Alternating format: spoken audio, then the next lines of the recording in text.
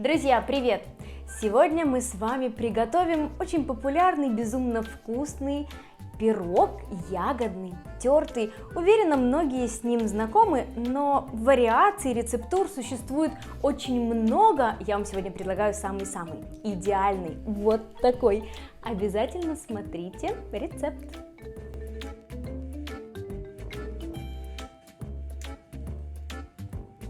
Для приготовления теста нам понадобится 200 граммов муки, 100 граммов холодного сливочного масла, 80 граммов желтка, 60 граммов сахара, 6 граммов разрыхлителя и щепотка соли.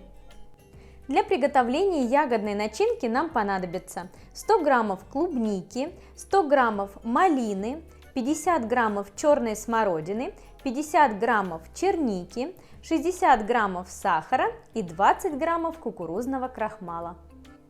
Берем желтки, сахар, соединяем и перемешиваем. Взбивать ничего не нужно, просто хорошенько перемешайте. Муку соединяем с разрыхлителем и солью. Перемешиваем. Берем терку, холодное сливочное масло и натираем его на терке. Так, обмакиваем в масло, обваливаем и натираем.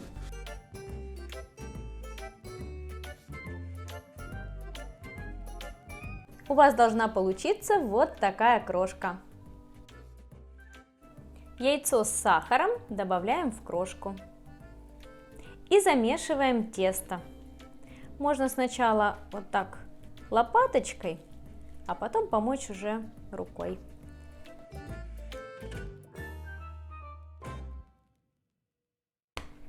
Тесто получается довольно-таки липкое, муку добавлять не нужно. Вот, все готово. Долго не вымешивайте, не перегревайте тесто. Отрезаю 1/3.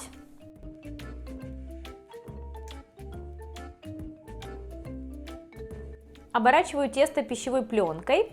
Этот кусочек я убираю в морозильную камеру, этот кусочек в холодильник, приблизительно на полчаса. В сотейник отправляю ягоды. У меня здесь клубника, малина, черная смородина и черника. Ягоды могут быть как свежие, вот у меня клубничка свежая, так и замороженные.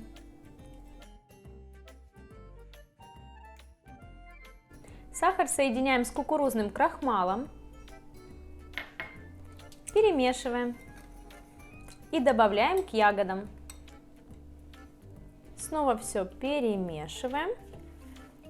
Если у вас свежие ягоды, они еще не пустили сок, прежде чем добавить сахар с крахмалом, можно их немножечко подавить, чтобы появился сок. У меня ягода частично тут и замороженная, и свежая, сока было достаточно.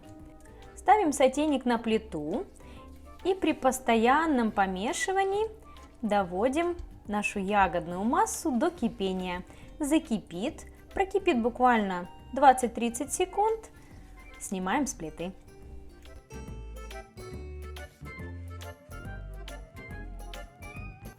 Перекладываем в миску, оставляем при комнатной температуре, чтобы масса остыла.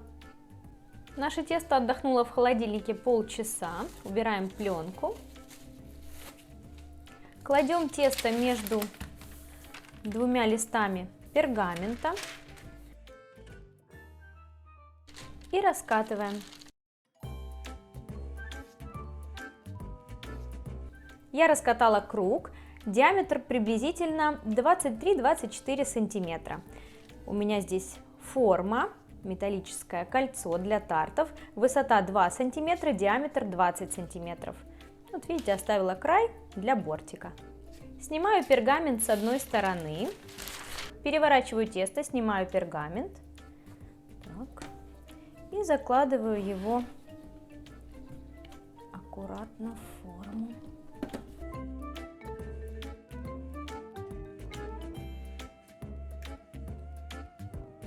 Лишнее срезаю скалочкой вот так под углом.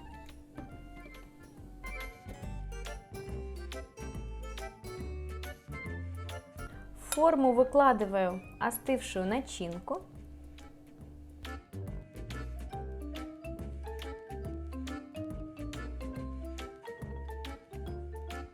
Распределяю начинку.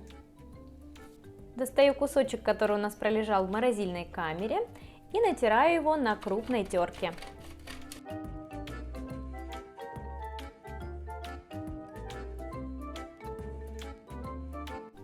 Все готово. У меня остался небольшой кусочек теста, но все мы готовим по-разному. У кого-то слой теста может быть чуть толще, чуть тоньше, поэтому из него можно просто сделать несколько печенюшек. Отправляем наш пирог в разогретую до 175 градусов духовку приблизительно на 30-35 минут. Для глазировки я буду использовать один желток, это около 20 граммов, и столовая ложка молока. Перемешаю. И буквально за 3-4 минуты до готовности пирога промажу его тонким слоем глазировки. Пирог простоял в духовке 30 минут, он готов. Ягодная начинка попросилась наружу, но ничего, мы притрусим это сахарной пудрой и ничего не будет видно. Дадим сейчас пирогу остыть. Правда, пока вот тут начинка не прихватилась уж сильно к форме, чтобы потом ничего не отдирать, лучше сейчас аккуратненько саму формочку снять и оставить пирог остывать. Пирог уже остыл, присыплю его сахарной пудрой тонким слоем. Прикрыть всю некрасоту, не идеальность. Вот такой вкусный и красивый пирог получился. Он безумно ягодный, в нем много начинки, все как я люблю. Обязательно приготовьте его дома и поделитесь в комментариях, как вам мой пирог. Понравился? А больше рецептов вы, как всегда, найдете в моих книгах на моем сайте, на моих мастер-классах и здесь же на моем YouTube-канале. Подписывайтесь, комментируйте и давайте готовить вместе. Срез. Да-да, сейчас я сделаю срез, покажу вам срез и попрощаюсь.